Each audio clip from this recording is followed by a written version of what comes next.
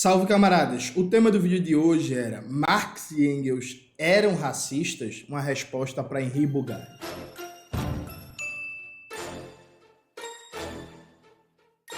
Antes de começar propriamente o tema do vídeo do canal, quero muito agradecer a você que ajuda a manter e melhorar nosso canal a partir do Apoia-se. Seu apoio é fundamental para a gente continuar o nosso trabalho. Note, rolou uma polêmica essa semana, porra, porque Luísa Sonza, a cantora, postou que está lendo um livro de Hannah Arendt, né? Eichmann em Jerusalém. E aí um jornalista que eu nunca ouvi falar postou a matéria com o título Luísa Sonza posta livro de supremacista branca, e é cancelada na internet, não sei o que, um bagulho desse. Veja, eu não li essa matéria, só vi o print. E aí, pelo próprio título, eu não fiquei interessado nem sequer em ler, para ser muito sincero assim com vocês. Só que aí daí se desdobrou um debate muito tosco. E várias pessoas que não perdem a oportunidade de atacar o marxismo foram fazer um ataque. Uma delas foi o Henri Bugalho. Cafezinho. E aí, bicho, o Henri, ele fez um post que ele pega algumas meias verdades e confunde tudo. E aí eu vou aproveitar para a gente fazer um debate aqui e entender alguns aspectos. Então os prints vão aparecer aí na tela da postagem do Henri Bugalho, né? O Henri Bugalho começa. Algumas pessoas vieram me perguntar se eu achar o que eu achava das acusações de que Hannah Arendt era racista, portanto que a obra dela deveria ser esquecida e jogada na lata do lixo. Veja, eu não acho que a obra de ninguém deve ser esquecida e jogada na lata do lixo, especialmente se tem importância no pensamento social, né? E aí, por exemplo, eu já falei em vídeo do canal, inclusive a parte boa de ter muito vídeo, de ter alguns aninhos de estrada, que tem as coisas para provar, né? No meu vídeo sobre Michel Foucault, por exemplo, eu falo que Hannah Arendt é uma das pensadoras mais influentes do século XX. Eu acho que ela é uma pensadora influente dentro da perspectiva da classe dominante, da hegemonia burguesa, perfeito. Mas assim, ela é uma das pensadoras mais influentes do século XX. E não dá para fazer um debate sobre historiografia do socialismo, sobre violência, sobre política, sobre filosofia política, sobre liberdade, sobre democracia, sem passar por Hannah Arendt. Ponto. Então, acho que tem que jogar ninguém na lata do lixo. E eu também não sei e nunca debati se Hannah Arendt pessoalmente era racista ou não, viu, gente? Assim. E aí, veja, não estou dizendo que o Henri falou para mim, né? Mas eu estou apresentando minha perspectiva.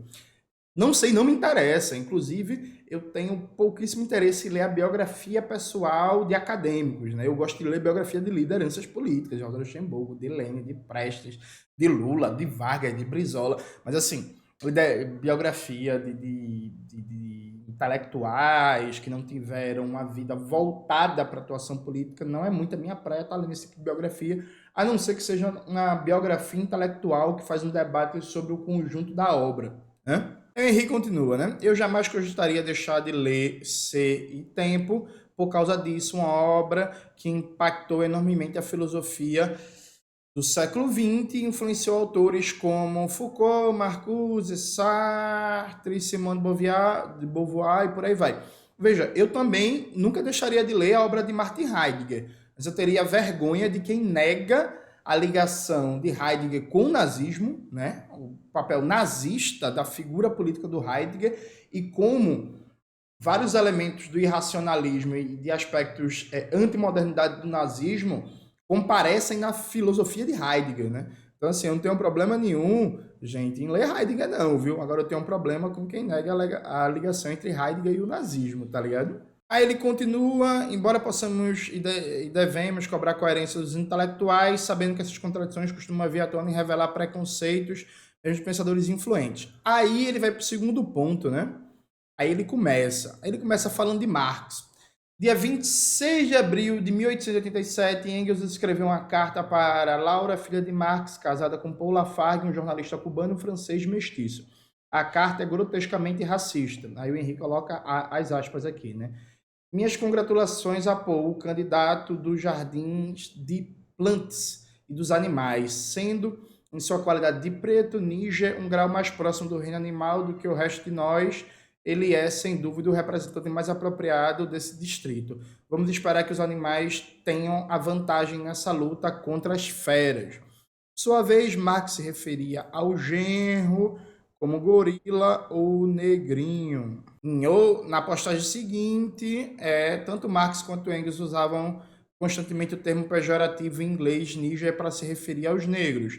Aqui numa carta de Marx e Engels de 1862, falando sobre o social-democrata La Salle. Agora está absolutamente claro para mim que tanto a forma de sua cabeça quanto a textura de seu cabelo mostram que ele descende dos negros que se juntaram à fuga de Moisés do Egito, a menos que sua mãe ou avó do lado paterno tenham se misturado com um preto níger. Agora, essa combinação de germânico e judaico com a substância principalmente negra cria necessariamente um produto estranho. A impertinência do sujeito também é semelhante à dos pretos. E aí, em seguida, o Henry fala de uma carta de 1866. Marx afirma que Viera Engels, uma obra muito importante de um autor chamado Tremauex, que, segundo Marx, avança significativamente a teoria darwiniana. Tremauex, não sei pronunciar o nome desse rapaz, deve ser francês, defendia nesse livro uma tese racista e eugenista, segundo a qual os negros eram uma forma degenerada de outra raça superior. Essa manifestação racista era reservada à comunicação privada, porque publicamente ambos se apresentavam como ávidos defensores da causa negra, embora ridicularizassem Abraham Lincoln em suas correspondências. Veja, isso sobre Abraham Lincoln é mentira, mas tudo bem. Aí depois o Henry cita a questão judaica, né, em que, sim, isso aqui inclusive é o ponto que Henry vai, que é inconteste, né? Há um consenso que na questão judaica tem trechos que sim estão enquadrados dentro de um estereótipo antissemita, assim. Isso não é ponto de controvérsia, isso está mais ou menos pacificado num debate teórico, num debate marxista. Agora vamos lembrar que a questão judaica é de 1843, já já a gente vai chegar lá. E aí depois ele fala do Mikhail Bakunin, né, que Bakunin era abertamente antissemita. E aí, em seguida, me cita uma porrada de autores, né? E aí fala de Gandhi, racista contra a população negra da África do Sul, fala das acusações de pedofilia que Gandhi tem contra a sobrinha neta, depois fala de Louis Althusser, que matou sua própria esposa, depois fala de Foucault e acusações de pedofilia e estupro, e por aí vai. E conclui dizendo: como se aproximar desses autores? Devemos abandonar completamente suas obras por causa de seus preconceitos ou vale insistir na leitura deles apesar disso? Como lidar com essas contradições? Ou melhor, o que nos revela sobre os indivíduos, seu contexto e suas limitações? Vamos lá, por partes. Começar pelo final. Primeiro, há uma diferença entre as posições na vida privada e até na vida pública e a obra em si do autor. Então, por exemplo, é verdade, Althusser ele tinha transtornos psiquiátricos e aí dizem as versões mais consolidadas, até onde eu saiba, que num surto psicótico ele acabou matando a esposa. Parece até que foi inocentado, se não me falha a memória. Não parei para reler a história para lembrar detalhes, mas parece até que foi inocentado, foi considerado incapaz e tal. Mas veja, há em Althusser alguma coisa na obra dele que legitime um debate misógino que é legal matar mulheres? Não. Há um largo debate em torno da obra de Foucault, nessa questão de pedofilia, de violência sexual contra menores e por aí vai. Até onde eu li de Foucault, e eu não sou um grande especialista de Foucault, eu li boa parte dos principais livros de Foucault, mas até onde eu sei, nada na teoria Foucaultiana dá justificativa para dizer que na teoria dele tem uma defesa da pedofilia, tem uma defesa do abuso de menores, tem uma defesa da violência sexual e por aí vai. Assim como Gandhi já é diferente, né? É uma figura política. Então eu acho que sim, aí estamos em outra seara. Na análise da figura política de Gandhi, o racismo dele contra africanos é sim um elemento de balanço da figura política dele. Inclusive é um tema que nem é novidade, aparece muito bem documentado e debatido, por exemplo, no livro do Domênico Lossurdo, A Não Violência, a História Fora do Mito. Então, são duas coisas diferentes. Uma coisa é a figura política. Então, por exemplo, se uma figura política diz que é a favor da luta antirracista, mas chama os outros macacos no meio da rua, agride pessoas negras por serem negras, pratica vários casos de violência racial, seja do ponto de vista físico, seja do ponto de vista simbólico, Isso é uma questão. Aquela biografia política necessariamente precisa ser diretamente implicada nisso. Já numa obra teórica, a gente tem que mediar as coisas. Não é, veja, não é um debate abstrato, ao meu ver, abstrato, de separar o autor e obra. Não. É porque são questões diferentes. A gente pode analisar as intersecções, como as coisas aparecem e tal. Mas, por exemplo, vamos imaginar que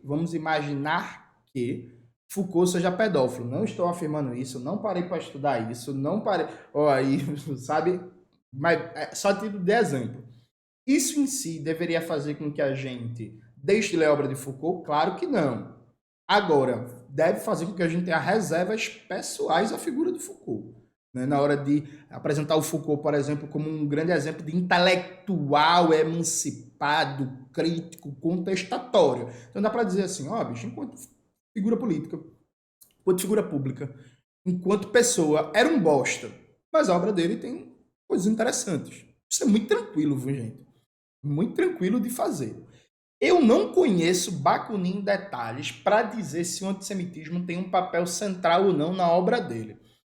Pelo que eu li de Bakunin, e não foi lá muita coisa, eu nunca vi esse antissemitismo como elemento central da teoria anarquista do Bakunin. Aí eu deixo para os colegas anarquistas responderem. Agora vamos lá sobre Marx e Engels. Primeiro, como eu já disse, né, a questão judaica tem realmente trechos que são antissemitas, estão enquadrados dentro de uma leitura histórica antissemita.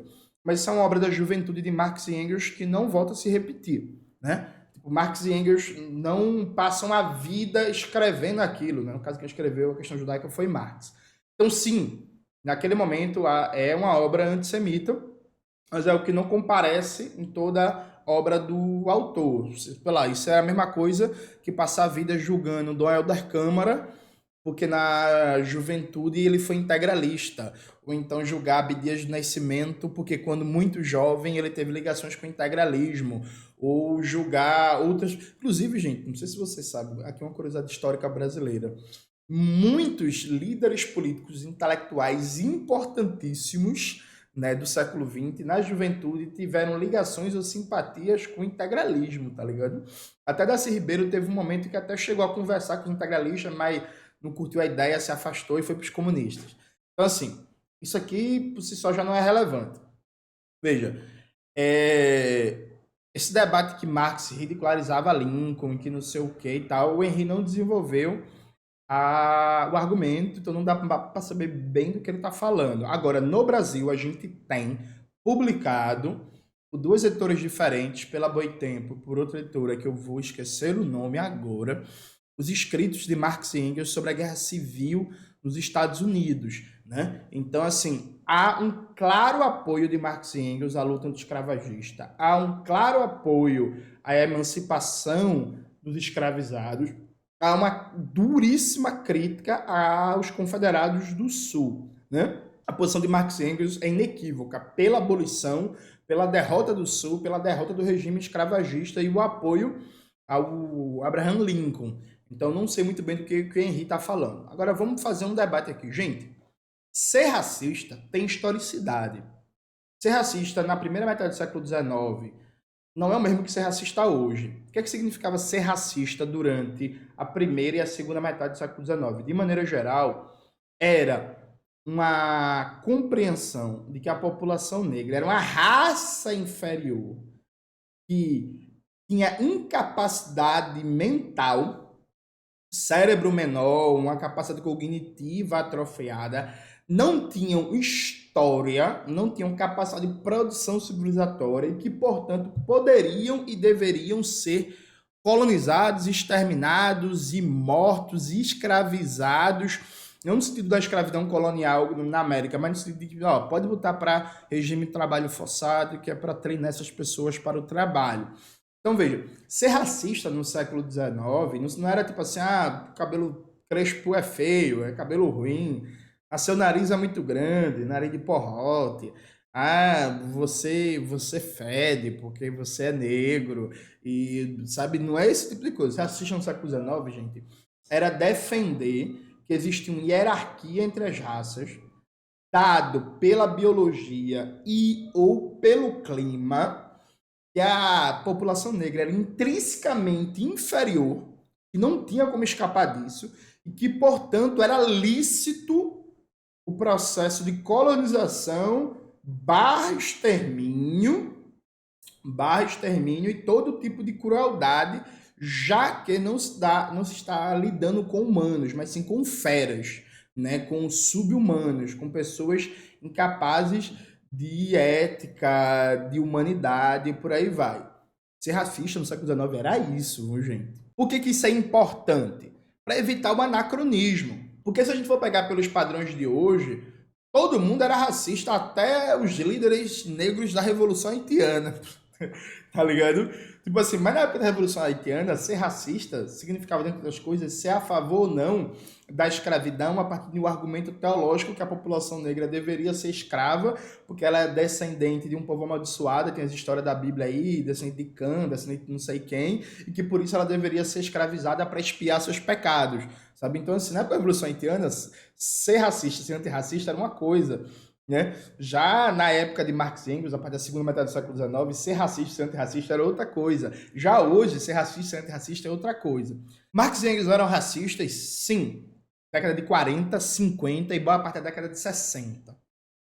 Veja, para os padrões da época, Marx e Engels nunca defenderam determinismo biológico e nem determinismo geográfico. Ainda que você ache aqui e ali, especialmente a década de 40 e década de 50 e século XIX, viu, gente?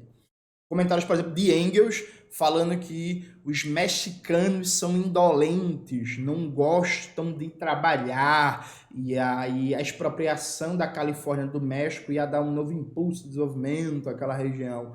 Só que o que às vezes parece um comentário de critério racial está muito mais na esfera cultural de nacionalidade, né? Marx e Engels nunca foram adeptos de determinismo biológico nem geográfico. E aqui a gente poderia esmiuçar em detalhes, por exemplo, os comentários de Engels sobre os tchecos ou sobre os mexicanos, mas me parece também um ponto pacífico que não era determinismo biológico ou geográfico, ainda que fosse racista. Inegável, viu, gente? Aqui vamos jogar aberto e limpo. Inegável. Perfeito? Perfeito. Então veja, Marx e Engels eram sim racistas. No Revolução Africana, eu faço esse debate, ainda que não com tanta profundidade, isso no prefácio, porque não era o foco de destrinchar nos máximos detalhes a relação entre raça e colonialismo na obra de Marx e Engels, mas faço esse debate. Também tem um artigo meu no blog da Boitempo, em que eu também faço esse debate com algum vagar a mais. Bota aí na tela, Maxwell, o artigo, por favor.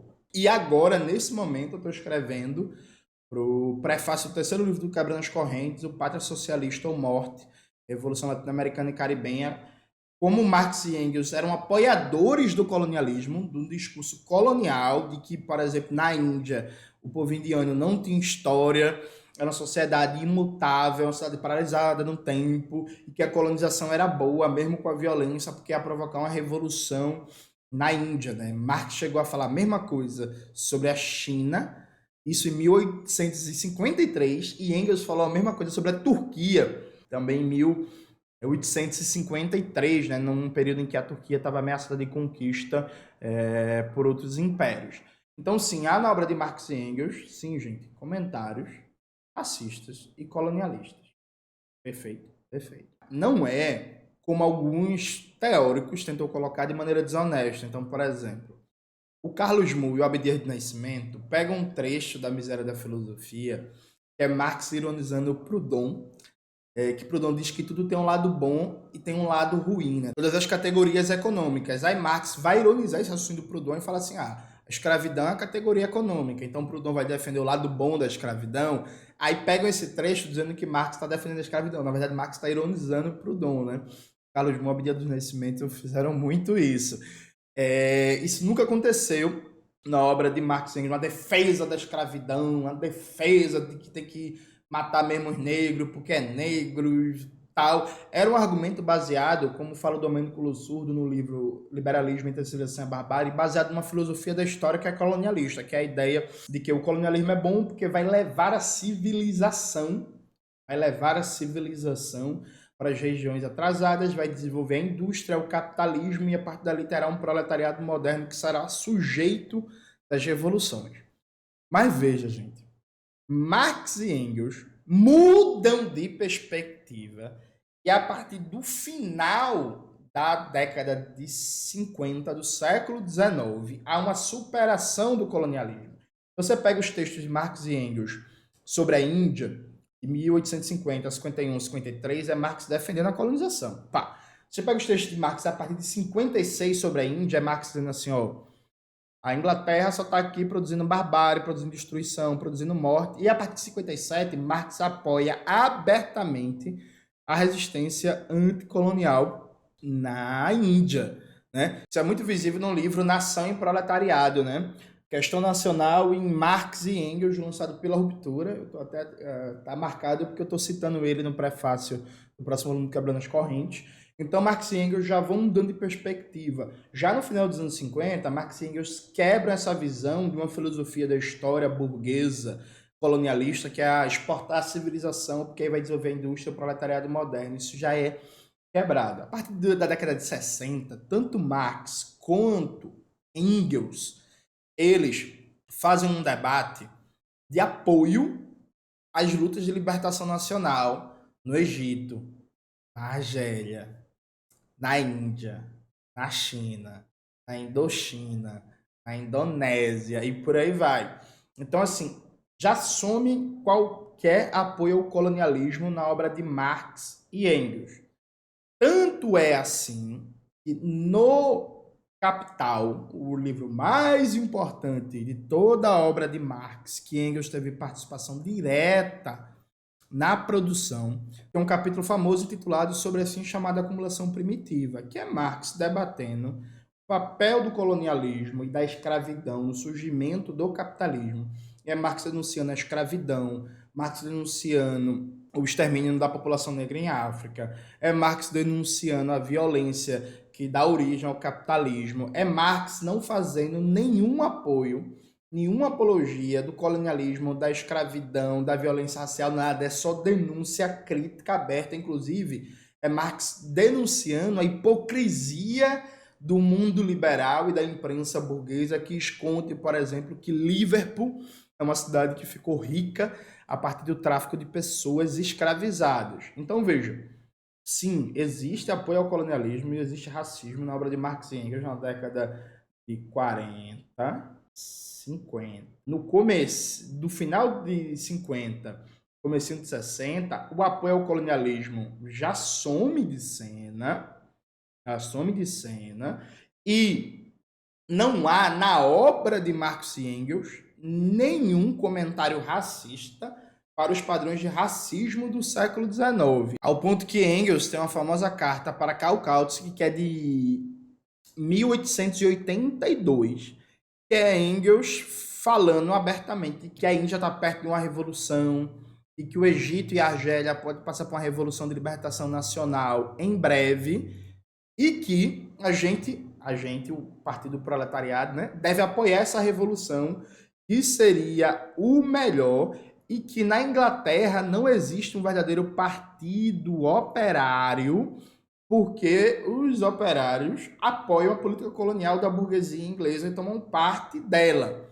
Então, eu dizendo abertamente, ó, bicho, para ter um partido verdadeiramente operário, revolucionário, não pode apoiar colonialismo, não pode apoiar esses discursos colonialistas e racistas. Também aparece, lançado pela Boitempo, inclusive essa carta do Engels ao Kautsky, coloca aí na tela, Maxwell, por favor, o link dela. É muito fácil achar no Google. Carta de Engels para Karl Kautsky, mas está aí aparecendo na tela para vocês verem.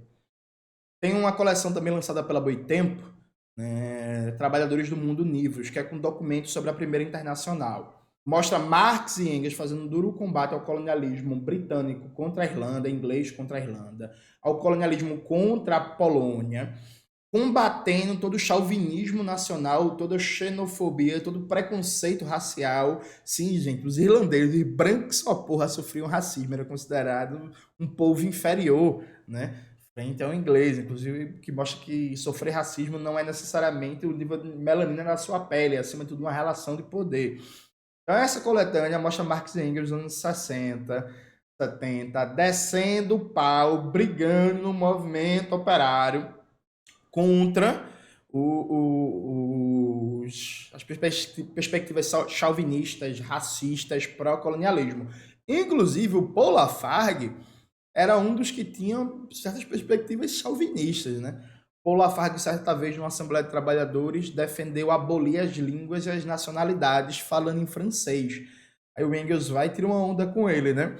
Tipo, Paul Lafargue abolir as línguas e as nacionalidades era submeter todo mundo à nação francesa. Enfim. Então, veja, para os padrões do século XIX, se defendia extermínio, se defendia determinismo biológico, se defendia racismo científico, se defendia determinismo geográfico, se defendia darwinismo social. Não, Marx e Engels não eram racistas a partir dos anos 60. Perfeito? A partir dos anos 60, anos 60 do século XIX, viu, gente? Pelo amor de Deus. Na obra de Marx e Engels, vocês não acham nenhum trecho racista. É um desafio. Peguem, por exemplo, o livro 1, o livro 2 e o livro 3 do Capital. Me mostre, para os padrões de racismo do século XIX, uma perspectiva racista. Aliás, é isso, gente. Vamos lá. O materialismo histórico dialético, enquanto teoria social, enquanto perspectiva teórico-metodológica, é necessariamente antirracista para os padrões do século XIX. Vamos lembrar que o racismo do século XIX estava baseado em certas leituras biologicistas, não porque o tamanho do crânio, não porque não sei o quê, certa leitura de determinismo geográfico, determinismo climático, não porque pessoas de região tropical vão ser necessariamente intelectualmente inferiores, mentalmente inferiores e por aí vai. Não há no materialismo histórico dialético nada que enseje, que dê base para determinismo biologicista, nem determinismo geográfico. Você pode dizer assim, Jones, na Segunda Internacional tinha pensadores, dirigentes do movimento operário, que tinham determinismo biologicista e que tinham determinismo geográfico. É verdade, gente. Tinha mesmo. Tanto é assim que eles terminaram apoiando sua burguesia na Primeira Guerra Mundial. Mas isso não está no materialismo histórico construído por Marx e Engels. Veja, eu estou aqui resumindo o argumento, eu não vou trabalhar texto por texto, senão esse vídeo vai ficar enorme e gigantesco. Mas aí, vocês podem conferir esse debate em detalhes, por exemplo, no livro Marx nas Margens, do Kevin B. Anderson, que eu acho que ele erra sobre Engels, ele é injusto com Engels, mas é um bom debate sobre Marx. Vocês podem conferir isso também no livro que eu citei, Trabalhadores do Mundo Níveis, a antologia de textos sobre a Primeira Internacional. Vocês podem conferir isso no livro do Domênico Lossurdo, A Luta de Classes, uma história filosófica e política, do Domênico Lossurdo. Podem conferir isso também no livro do Domênico Lossurdo, Liberalismo entre a Civilização e a Barbárie. Pode conferir também num livro lançado pela Expressão Popular, que é o Debate de Marx e Engels sobre a Rússia. Eu não vou lembrar o nome exato do livro agora, mas é um livro de capa amarela, o Maxwell vai achar e vai colocar na tela. Enfim, se desdobra vários debates aí sobre a perspectiva de Marx e Engels sobre a questão colonial. E tem também, né, o meu livro, Revolução Africana, meu, do Gabriel Lande, e o próximo que a gente vai lançar, que eu continuo esse debate, fora meu texto no blog da Boitempo. Então, veja, qual é a questão para mim? Na obra de Marx e Engels, não há racismo para os padrões do século XIX, não há apoio ao colonialismo depois dos anos 60, não há determinismo biologicista, não há determinismo geográfico, não há determinismo climático, não há darwinismo social. Inclusive, o Henri Bugalho fala que Marx se empolgou com livros sobre darwinismo social.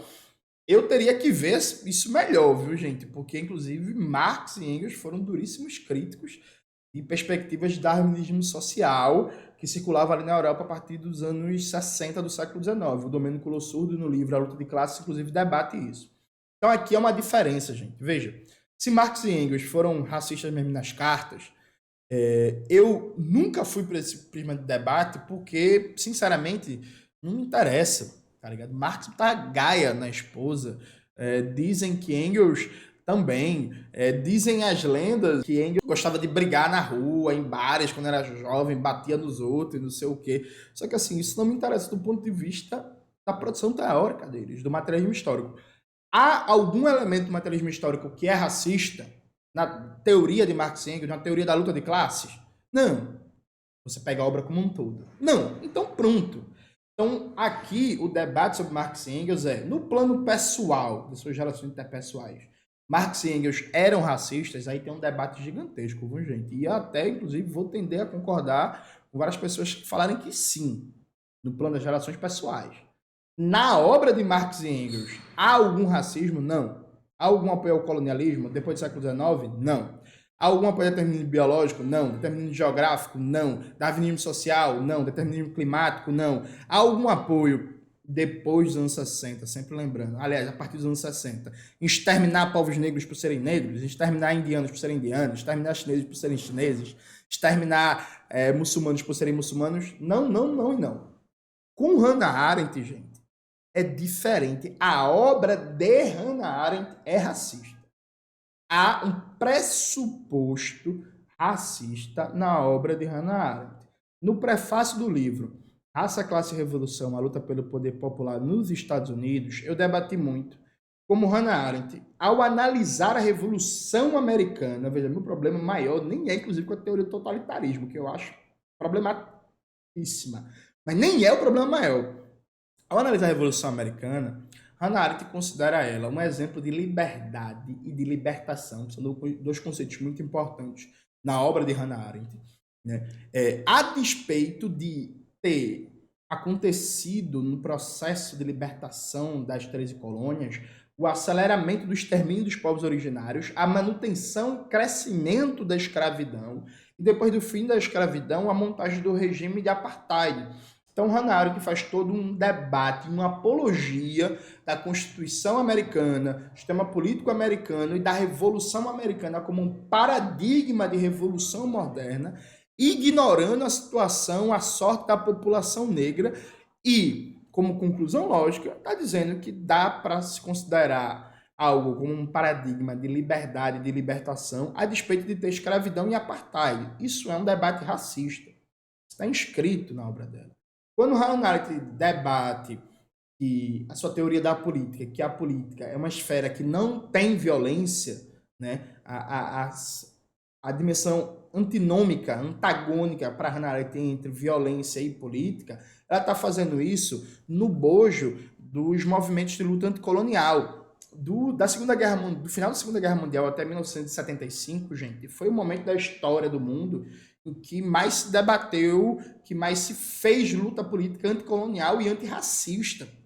Independência de Gana, Guerra da Argélia, Guerra do Vietnã, Revolução Chinesa, Revolução Coreana, luta em Moçambique, em Angola, em Guiné-Bissau, na Etiópia, na Tanzânia, luta contra o Apartheid, Malcolm X, Luther King, Panteras Negras, e Steven Biko, e Samora Machel, e Agostinho Neto, e Kwame Nkrumah, e Fanon, e, sabe, um momento da história que de 45 até 75, nunca a história humana viu tanto debate, tanta ação política prática sobre colonialismo, legado do colonialismo, neocolonialismo, luta anticolonial, luta antirracista. Hannah Arendt desenvolve uma teoria da política, da esfera política, que é feita sob medida para atacar os movimentos anticoloniais. Né? Não é só reflexões sobre Lilith Rock, não, viu, gente? Não é só, não. Ou, por exemplo, que Hannah Arendt fala que não existe terceiro mundo, mas existe ocidente. No auge do movimento terceiro mundista das lutas anticoloniais. A obra de Hannah Arendt era racista. O racismo está inscrito na obra de Hannah Arendt, na obra, o debate dela. E a gente demonstra isso no prefácio, né, do Raça, Classe e Revolução. Agora veja, isso significa deixar de ler Hannah Arendt? Isso significa que quem lê Hannah Arendt é racista? Não! Você pode, por exemplo, você pode dizer assim, bicho, eu gosto muito de como Hannah Arendt pensa a esfera pública, eu gosto do debate de Hannah Arendt sobre o que deve ser uma república, mas eu discordo da leitura histórica dela da Revolução Americana, porque ela desconsidera o extermínio dos povos originários, a escravidão, o apartheid, toda a violência racista, os linchamentos no Sul, por exemplo. Você pode fazer isso e não tem problema. Você vai dizer assim, eu sou um arendtiano, acho que é assim que fala, e reivindico, por exemplo, a teoria política da Hannah Arendt, ou reivindico o debate que Hannah Arendt faz em A Condição Humana, mas dizendo assim, eu reivindico isso, mas eu faço esse reparo. Não tem problema, gente. Que drama do caralho é esse, porra? E tem quando envolve Hannah Arendt Você pode tranquilamente dizer assim, eu gosto, me referencio na obra dela, agora sim, tem problemas. Sim, tem um elemento racista. Sim, tem um elemento de não solidariedade com as lutas anticoloniais do terceiro mundo. Sim, tem um elemento de construção de uma teoria do totalitarismo que desconsidera a realidade das regiões colonizadas. Tem um elemento de construção do totalitarismo, da teoria do totalitarismo, que desconsidera, por exemplo, a violência racista e colonialista e neocolonialista que estava se processando em África, enquanto o Ronald estava falando de totalitarismo na União Soviética, de totalitarismo na China maoísta.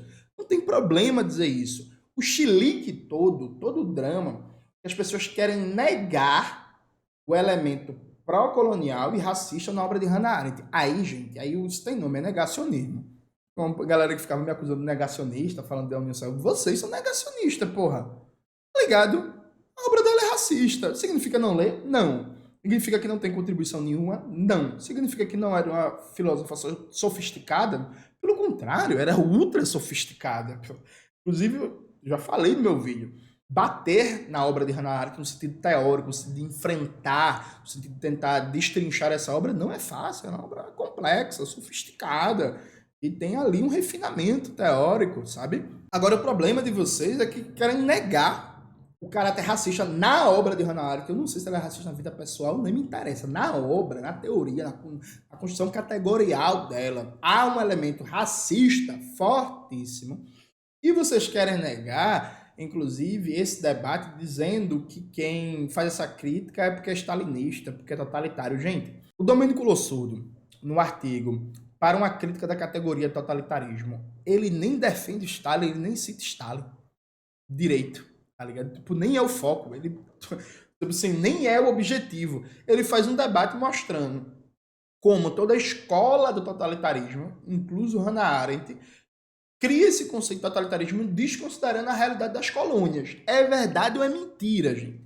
A teoria do totalitarismo, como aparece na obra de Hannah Arendt, especialmente a partir da Guerra Fria, do terceiro capítulo em diante das origens do totalitarismo, é construída, sim ou não, ignorando a realidade das regiões colonizadas do mundo e dos países que estavam em processo de libertação do colonialismo, seja com a Revolução de Libertação Nacional, seja com a Revolução Socialista.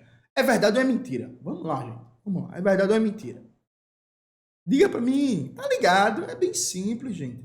É só admitir que há um elemento de racismo e colonialismo. Isso não significa queimar a autora numa fogueira de index, nunca mais ler o livro dela. Por último, eu deixo um questionamento para vocês. Você que gosta muito de ler autores e autoras importantes do século XX que foram ligados a esse movimento terceiro-mundista, por exemplo, o Debois circula cada vez mais no Brasil, né? Tá tendo as obras dele publicadas. O C.L.R. James, autor de Jacobinos Negros, Frantz Fanon, cada vez mais divulgado no Brasil, Amilcar Cabral, Thomas Sankara, Samora Machel, Walter Rodney, há muito tempo publicou recentemente Como a Europa subdesenvolveu a África, Angela Davis, Samir Amir, né? A Lavra Palavra publicou um livro dele sobre o eurocentrismo. Todos esses autores e autoras do terceiro mundo que tiveram ligados a essas lutas anticoloniais, anti-imperialistas de emancipação. Você já reparou que nenhum deles é adepto da teoria do totalitarismo, da teoria da esfera pública, da teoria da política de Hannah Arendt? Você já reparou que nenhum deles se referencia positivamente em Hannah Arendt? Sabe por quê? É porque Hannah não era conhecida? Não, gente. Ela já era conhecida, ela já era famosa em vida. É porque Hannah Arendt estava do lado do bloco ocidental e fazendo um debate político que ajudava a enfrentar, desde uma perspectiva teórica, né, que ajudava a enfrentar as forças anticoloniais. Sabe? Simples e objetivamente. As críticas que Hannah Arendt faz a Fanon são toscas. E Hannah Arendt nem sequer encara o ponto central da reflexão fanoniana, como está, por exemplo, Os Condenados da Terra, que é os desafios específicos postos para a emancipação numa realidade de colonização, sabe? O debate que Fanon faz sobre violência é num debate sobre o enfrentamento ao colonialismo. Hannah Arendt tira a obra de Fanon como uma obra de apologia da violência, sabe? Hannah Arendt um debate, Hannah, o debate Fanon sobre colonialismo, sobre alienação colonial, sobre extermínio, sobre ocupação político-militar, nada disso ela encara. Então veja, não é coincidência que nenhum dos autores e autoras do século XX que tiveram protagonismo teórico ou político na luta anticolonial tenha Hannah Arendt como referência positiva. Não é coincidência, gente. É porque ela estava do outro lado. Tem problema dizer isso? Não. Vamos só encarar a realidade, né? E aí, veja, uma coisa é você ser racista no começo do século XIX, outra coisa é você ser racista no século XVIII. Outra coisa é você ter uma obra racista produzida entre 1945 e 1975, que foi o momento da história humana que mais se debateu e se praticou política antirracista e anticolonial. Então, é nesse contexto que Hannah Arendt produz uma obra racista. Tá ligado? É isso, galera. Espero que vocês tenham gostado do vídeo de hoje do canal. Não se esqueça de se inscrever no canal, curtir esse vídeo, ativar o sininho, compartilhar e tudo isso que vocês já sabem. Um beijo e até a próxima.